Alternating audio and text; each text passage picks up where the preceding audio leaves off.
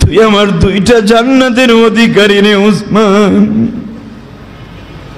তোকে আল্লাহর পক্ষ থেকে উসমান বিন যুন্নারাইন তোরে আমি খেতাব দিয়েছি, তুই আমার শরীরের দুইটা টুকরা নিয়ে বিবাহ করছ। উসমান রে, আমার একটা মেয়ে তোর মারা গেছে রে উসমান, আর একটা মেয়ে তোর সাথে বিবাহ দিছি। যদি আমার আর একটা মেয়ে থাকতো তাও দিতাম, যদি আমার ওই মেয়েটাও মারা যেত তারপরও তোর কাছে দিতাম। যদি দুই বোন একসাথে কোনো আল্লাহর বিধান থাকতো, দুই বোন একসাথে একই মায়ের দুইটা বোন এক স্বামীর কাছে থাকা জায়েজ থাকতো, তাও আমি তোর কাছে দরকার হয় আরো বিয়ে দিতাম। উসমান রে উসমান, আমার একটা মেয়ে ইন্তেকালের পরে আর একটা মেয়ে তোর কাছে দিছি রে উসমান। আমি জানি আমার ফাতেমার বাড়িতে মার্কেট হয় নাই, তুই কি পারবি রে উসমান আমার ফাতেমার বাড়িতে মার্কেট পৌঁছায় দিতে? উসমান নবীর ডান পাশে বসে চাদর দিয়ে চোখ মুছে আর বলেন, নবী আপনি যদি বলেন এই উসমানের তরবারি তো সব সময় কাঁদেই থাকে গো নবী, কারণ ওই জামানায় বাবা তরবারি সব সময় মাজায় রাখা বাবা ফরজ ছিল, আল্লাহর বিধান। সাহাবীরা নামাজে গেল তরবারি নামাজের শেষদার স্থানে থাকতো, কারো মাজায় বাধা থাকতো, কারণ যে কোনো মুহূর্তে যুদ্ধের দামামা বেজে যেতে পারে গো বাবা। দেখবেন যারা পুলিশ আর্মি বিডিআর ওরা যখন টহলে আসে ওদের অস্ত্র কিন্তু সাথে থাকে, এটা আইন। কথা বলেন না কেন? এটা সরকারের ফরজে আইন, সরকারি হিসাবে ফরজে আইন। আর ওই জামানায় তরবারির সাথে রাখা এটাও ছিল আইন, আল্লাহর বিধান। উসমান গনি মাজার থেকে তরবারিটা টান দিয়া বলেন, নবী আপনি যদি বলেন এই উসমান গনি উসমান বিন আফফানের বুকটারে এখনই দুই টুকরা করে কলিজাটা টান দিয়া বাইরে কইরা পেরিসের মধ্যে দিয়ে যদি বলে বিশ্বনবী আজকে রমজান মাসের ইফতারি করবে, আমি উসমান গনি আমার নিজের কলিজা নিজে ভুনা করে আপনার সামনে তুলে দেব।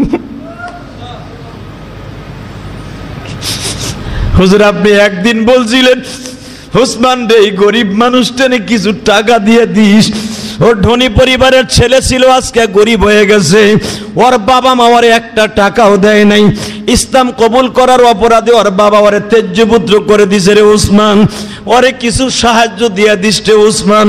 হুজুর আপনার কথা মতো আমি 50টা উট, হুজুর এই জামানার হাজার হাজার টাকা আমি আপনার এক কথায় সবচেয়ে দামি 50টা উট আমি তারে দিয়ে দিছি। ওই জামানার 50টা উট বাবা এই জামানার মনে করেন 50 কোটি টাকা। এতগুলা টাকা যদি বিশ্ব নবীর কথায় ওই সাহাবীরে দিয়ে দিতে পারে, আর আমার কলিজা কি দিয়ে দিতে পারি না? আমার নবী শুধু বললেন উসমান রে এই মদিনার মুনাফিকেরা বলবে জুমাতুল বিদায় আমি বলে দিয়েছি তোমরা গরিবের ঘরে খবর লয়ে দেখো কার ঘরে সিমাই চিনি কিনা হয়েছে কিনা। উসমান আমি আরো কারো কাছে বলবো না, লজ্জার কথা বলা যায় না। উসমান রে তুই আমার ফাতেমার বাড়িতে মার্কেটটা পৌঁছে দিস, আমার ফাতেমা সহজে কারো কাছ থেকে নিবে না। ও ভাইজান তুমি মনে রাখো কিয়ামতের মাঠে সমস্ত মানুষের জান্নাতের যুবকদের সর্দার হবে বাবা হাসান হুসাইন। ও আমার যুবক বন্ধুরা তুমি এত পাঞ্জাবি এত প্যান্ট শার্ট নিলা, তোমার বাড়ির ভাড়াটিয়া মার্কেট করছে কিনা জিজ্ঞাসা করছো, তোমার বাড়ির দারোয়ান করছে কিনা জিজ্ঞাসা করছো, তোমার বাড়ির কাজের বুয়া মার্কেট করছে কিনা জিজ্ঞাসা করছো, তোমার বাড়ির কাজের বুয়ার মধ্যে যা আছে তোমার বিবি রাজরানীর মধ্যেও তাই আছে, তোমার কর্মচারীর মধ্যে যা আছে তোমার ছেলের মধ্যেও তাই আছে, তোমার মধ্যেও তাই আছে। তুমি মনে রাখো আজকে তুমি শিল্পপতি কালকে পথের ফকির হয়ে যাইতে পারো। মনকে এখন বোঝায়া বলো মন রে আমি অপরাধী, জুমাতুল বিদায় এখন বসে বসে কান্দি, জুমা শেষ হওয়ার পরে হুজুরের কথা পালন করব, জুমার মসজিদ থেকে বের হওয়ার পরে যদি তুমি মৃত্যুবরণ হয়ে যায় গো ভাই, তোমার মনের ভিতরে এতটুকু নিয়ত হওয়ার কারণে তোমার জান্নাতটা আমার আল্লাহ হাতের মুঠায় তুলে দিবে। বিশ্বনবী যেই বছর ইন্তেকাল করবে ওই বছর জুমা ছিল বাবা 25শে রমজান। মারহাবা বলেন। কতই রমজান? আমাকে হলো 24শে রমজান। বিশ্বনবী বলেন আরো 5 দিন বাকি আছে, তোমরা তাড়াতাড়ি করিয়া খবর লইবা কোন বাড়িতে মার্কেট হয়েছে। হবা জানি এখন শুনলে আর চোখে বাড়ি রাখতে পারবা না। হাসান হুসাইনের বয়স তখন বাবা হাসানের বয়স 7, হুসাইনের বয়স 6 বছর 1 মাস কম। বাজান রে, কারণ 2 ভাই 11 মাসের ছোট বড়। এ যুবক ভাইরা রে, সবার বাড়ি মার্কেট হয়েছে, ফাতেমার বাড়ি মার্কেট হয় নাই। কারণ ওই বছরটা ছিল দুর্ভিক্ষের বছর গো বাবা। আলী কাম করলে মার্কেট হইতো, বাজার হইতো, না হইলে হইতো না। এই বছরে এমন লোক আছে বাবা ইফতারি খাইব 1 টাকাও পকেটে নাই। যারা গাড়ির ড্রাইভার খবর লয়ে দেখো, গাড়ির মালিক যারা এই লাইনের বাসগুলা চালায় বাবা রে, বাস যারা ড্রাইভারি করে ওরা কিন্তু রিক্সা চালাইতে পারে না। ওরা ঘরের মধ্যে একটা মাস পয়সা থাকতে থাকতে বাবা কয় টাকার ইনকাম করে গো। বিবির কাছে মুখ দেখাইতে পারে না, সন্তানের কাছেও মুখ দেখাইতে পারে না। রোডের উপরে দাঁড়ায় দাঁড়ায় নীরবে কান্দে। কারণ শিল্পপতি কোটিপতিরাই গাড়ির ড্রাইভারের মনের কষ্ট বুঝবে না গো বাবা, এদের মনের কষ্ট বুঝবে আমার আল্লাহ। কারণ আমার নবী হযরত আলীর মনের কষ্ট বুঝে গো বাবা। কারণ আলীর জন্য যাকাত ফিতরা খাওয়া হারাম গো বাবা। কারণ আলী হলো কুরাইশ বংশের সন্তান বাবা, কুরাইশ বংশের জন্য কিয়ামত পর্যন্ত যাকাত ফিতরা হারাম। আলী তো কারো কাছ থেকে হাত পাইতাও নিতে পারবে না। আমার নবী জানি আলীর পকেটে পয়সা নেই। উসমান রে ডাক দিয়া বলে, উসমান রে, যাকাতের টাকা নিয়ে আমার আলীর বাড়ির সামনে যাইস না, কোনো কিছু নিয়ে যাইস না। শুধু আলীরে চেপলে ডাক দিয়া বলিস, আলী তোমার কি কি দরকার, যদি আলী সমর্থন দেয় তাহলে নিস, নইলে নিস না। বাজান রে, তারাবির পরে উসমান গনি আসামির মতো ফাতেমার বাড়ি হাজির। ছোট্ট কণ্ঠে ডাক দিছে, ফাতেমা, ও ফাতেমা কেমন আছো? ফাতেমা তো উসমান গনির সাথে দেখা দেয় নাই গো বাবা। হাসতে করে আলীকে ঘরের বাইরে দিয়া বলে, আমার দেখো দুলাভাই আসছে, ওসমান বিন আফফান আসছে। হযরতে আলী ঘরের থেকে বের হয়ে আসছে, হাসান হুসাইন ঘরের থেকে বের হয়ে আসছে।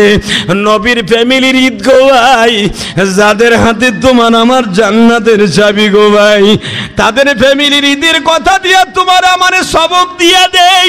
তুমি আর আমি বিবির জন্য কত শাড়ি কিনলা, 3 পিস কিনলা। ও আমার কোটিপতি ভাইরা, লাখপতি ভাইরা, তুমি একটু তাকায়া দেখো, তুমি একটু তাকায় দেখো, যাদের হাত দিয়া তোমাদের আমাদের জান্নাতের পোশাক পরিধান করানো হইবে। 2 ভাই দৌড়ে আসছে, খালুজান আসছে, খালুজান আসছে। 2 ভাই দৌড়ে আসিয়ে পাশে দাঁড়াইছে।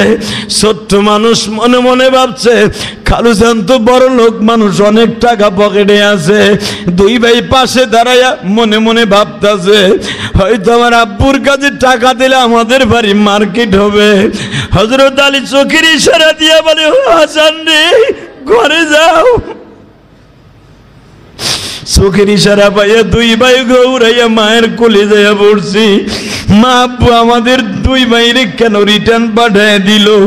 মা 2 ভাই 2 জনের কপালে চুম্বন করে বলে, বাবা, তোমাদের মনের মধ্যে হয়তো আসতে পারে আমার খালুজান বড় লোক, আমার খালুজান আমাদের টাকা দিবে, তোমার খালুজান টাকা দিবে, এই কথা মনে করলে আমার মাওলা বেজার হয়ে যাবে। তোমার বাবার মান সম্মান নষ্ট হয়ে যাবে, এই জন্য তোমরা রিটার্ন চলে আসছো। আলীর কানে কানে বলে, আলী রে, তুমি যদি আমার একটু একটা জিনিস হাদিয়া নিতে খুশি হইতাম। এই প্যাকেটের মধ্যে যা আছে রে আলী, আমি আমার কথায় আসি নাই, আমার এতিম নবীর কথায় আসছি রে আলী। এই পর্যন্ত কোনোদিন তোর বাড়ির সামনে আসি নাই রে আলী, বিবাহের রাত্রেও তোরে দিছিলাম রে আলী, ওই কথাটা মনে করি আজকে তুই আমার এই হাদিয়াটা গ্রহণ কর। আলী হাতে নিয়ে বলে গ্রহণ করলাম। 2 মিনিটে কথা শেষ করে বলে আবার রিটার্ন দিয়ে দিলাম। বলে আলী রিটার্ন দিলি বুঝতে পারলাম না, আমার চাইতে অনেক লোক আছে গরিব মানুষ যাদের হাত নাই পাও নাই, আমার এই হাদিয়াটা তাদেরকে দিয়ে দিয়েন। উসমান গনি হাতে নিয়ে কাঁদে আর বলে আলী রে আলী, এই জন্যই তো জান্নাতের সর্দার তোর ঔরাসে জন্ম দিছে রে আলী। হাদিয়াটা রিটার্ন নিয়ে বিশ্ব নবীর সামনে যাইয়া কান্দে, নবী আপনি আমারে বড় মুখ করে পাঠাইলেন, আপনার আলী তো আমার হাদিয়া গ্রহণ করলো না। আমার নবী বলে ওসমান রে আমার ঘরে রাইখা যা রে ওসমান, আমার আলী সেই বংশের ছেলে না রে ওসমান,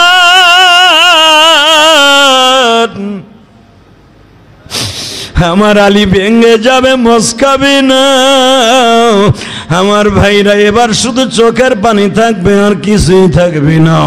আমার বিশ্ব নবী ডাক দিয়ে ফাতেমার একটা 3 পিস দিলেন, এটা ছিল নবীর জুমাতুল বেদার হাদিয়া গো বাবা। নবী একটা 3 পিস দিয়া বলে মা গো এই 3 পিসটা তুই নিজে পরিধান করবি, মা তোমার মা যেই রং পছন্দ করত আমি বিশ্ব নবী সেই 3 পিসটা চয়েস করে কিনিয়ে দিলাম। ফাতেমার জীবনের বাবা সবচাইতে বেশি 3 পিসগুলো চয়েস করতেন, ওই আর রং ছিল বাবা হাদিসে এসেছে কিতাবুল লিবাসের মধ্যে, নবীর বিবিরা যেই রং চয়েস করতেন ফাতেমা ওই রং চয়েস করতেন। বাজানরে সাদার ভিতরে সবুজ রঙের পাত্তা পাত্তা দেনেওয়ালা, ওই জামানায় সুতা দিয়ে অঙ্কন করা হইতো, সাদার ভিতরে সবুজ রঙের পাত্তি পাত্তি, এই জিনিসগুলা ফাতেমার খুব চয়েস ছিল। ফাতেমার গোলাপির কাপড় চয়েস ছিল, নবী এক ঈদে দিছে গোলাপি কাপড়, আর এক ঈদে দিছেন গো বাবা সাদার উপরে ওই পাতা সবুজ রঙের পাতাওয়ালা। এই 3 পিসগুলা ফাতেমার বিশ্ব নবী দিতেন। সর্বপ্রথম আমার নবী নিজের বিবিদের মার্কেট করার আগে ফাতেমার মার্কেটটাকে পৌঁছায় দিতেন। এই বছর যেই মার্কেটটা দিছে গো বাবা, এই মার্কেটটাও বাজার রে ওই রঙের দিছে। 3 পিসটা ফাতেমা দেখলেন আমার ঘরে 3 পিস আছে, নিজের 3 পিসটা বাবা দান করে দিছে। ঈদের দিন পুরান কাপড় পরিধান করিয়া ফাতেমা নবীর বাড়িতে আসছে। আমার নবী জিজ্ঞেস করলেন মা তোমার যে আমি একটা 3 পিস দিলাম 3 পিসটা কই গো মা? ফাতেমা কাঁদে আর বলে বাবা ও আমার পাশের বাসায় একটা ভাড়াটিয়া ছিল, নাম সিরাতুল আবি হুযাফা। আল্লাহু আকবার বলেন। হুজুর আবু হুযাফা ও বাবা সে কাঠ কাটিয়া বাজারে বিক্রি করত। বাবারে আমি খবর লইয়া দেখছি ওই হুযাফার বিবির ঘরে কোনো টাকা নেই। আমি ফাতেমা আমার কাপড়টা দান করে দিছি, সে আমার কাছে চাইছিল পুরান একটা কাপড়, আমি দিয়ে দিছি তারে তোমার দেয়া হাদিয়া। আমার নবী বলে মা রে তুই তো নিজের কাপড় দেশ নাই রে মা, 8টা জান্নাত দলিল করে নিছো। ও আমার ভাইরা মনে মনে ভাইবেন গো আমি ইলিয়াসুর রহমান জিহাদি, বিশ্বাস করবেন কিনা জানি না আমার কথা আমি বলছি বাবা। সেই মা মরার পরের থেকে নিয়ে আমি ইলিয়াসুর রহমান জিহাদি আমি নিজের টাকা দিয়ে বাবা কোনোদিন একটা কাপড় লুঙ্গি ও স্যান্ডেলও কিনি না। হয়তো আমার অনেক ছাত্ররা অথবা আমার অনেক আত্মীয় হাদিয়া দেয়, আমি নিজে কিন্তু কাপড় পরিধান নিজে কিনে ঈদে পড়ি না। কেন পড়ি না জানেননি? আমার বিশ্ব নবী কোনোদিন বাবা ঈদের দিনে নিজের টাকা দিয়া কিনিয়া নিজে হাদিয়া গ্রহণ করিয়া পড়তেন না। সাহাবীরা নবীরে হাদিয়া দিতেন গো বাবা, নবীও যদিও বানাইতেন সেটাও হাদিয়া দিয়া দিতেন। আমি আমার মাদেরকে বলবো মা আপনি নিজে কিনিয়া নিজে পরিধান করবেন না, এটা কোনোদিন নিষেধ করব না গো মা। আপনি যদি ফাতেমার মতো আপনার সবচাইতে চয়েসকৃত জামাটা আপনি আপনার কাজের বুয়ারে দিয়ে দিতে পারেন গো মা, অথবা আপনার বোনকে দিয়ে দিতে পারেন, অথবা আপনার দারোয়ানের বিবিরে দিয়ে দিতে পারেন মা। আমি ইলিয়াসুর রহমান জিহাদি গ্যারান্টি দিলাম গো মা, যেই কাপড়টা আপনি চয়েস করে কিনছিলেন ওই কাপড়টা যদি একটা গরিবের বিবিরে দিয়ে দিতে পারেন গো, ফাতেমার গাড়ির সাথে আপনার একটা জান্নাতের সিট হয়ে যাবে। এই আল্লাহু আকবার জোরে বলো। ইলিয়াসুর রহমান জিহাদি কেন বাবা নিজে কাপড় পরিধান করে না জানো? একটা মাত্র কারণ গো বাবা, 12 বছর বয়সে মা হারাইছি, মায়ের কষ্ট বুক নিয়ে ঘুরছি। আমার মা যেই বছর মারা যায় ওই বছর মাত্র 3 দিন পরেই রমজান মাস শুরু হয়ে যায় গো ভাই। ওই বছর ছিল শীতের দিন। যখনই কাপড়গুলা হাতে নিলাম গো ভাই, 2 নয়নের পানি দিয়ে মনের মধ্যে হিট লেগে গেল। গত বছর আমার মা আমারে নিজে পাঞ্জাবি পরায় দিল, আমারে লুঙ্গিটা পরায় দিল। আমার মা আজকে দুনিয়ায় নাই গো। এখানে অনেক মা প্রেমিক বাইরে আছেন, আমার মতো মায়ের প্রেমিক বহুত আছেন গো ভাই। অনেকে আছে নতুন জামাটা পরিয়া মারে সালাম দিয়ে বলতেন, মা গো দেখো তো আমার পাঞ্জাবিটা কেমন হয়েছে গো মা, এই বছরের স্যান্ডেলটা কেমন হয়েছে গো মা। আজকে মা নাই, কেউ বলার মতো নাই রে দাদু ভাই।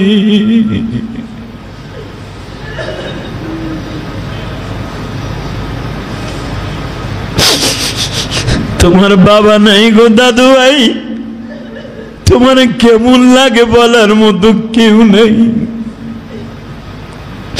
হয়তো এই কষ্ট বুকিনি অনেকে ঈদের দিনে বাবা নিজে নতুন কাপড় পরিধান করে অনেকে কিনে না। এখানে অনেক বড় লোক বাইরে আছে গো ভাই, লক্ষ লক্ষ টাকার জাকাতের কাপড় কিনছে, শ্বশুর শাশুড়ির জন্য কিনছে, ভাবি বোনের জন্য কিনছে, এতিম ভাতিজা ভাগিনীর জন্য কিনছে, নিজের জন্য একটা সুতার আঁশটাও কেনে নাই। তুমি আমার কাছ থেকে নাও গো ভাই, যে পরের কিনিয়া দেয় নিজে কিনে না। এই লোকটার কাপড় পরাদেন করাবে জান্নাতে আমার মওলা। কত মানুষ দেখো দোস্ত জমিনে মায়ের মতন বান্ধবী কোথাও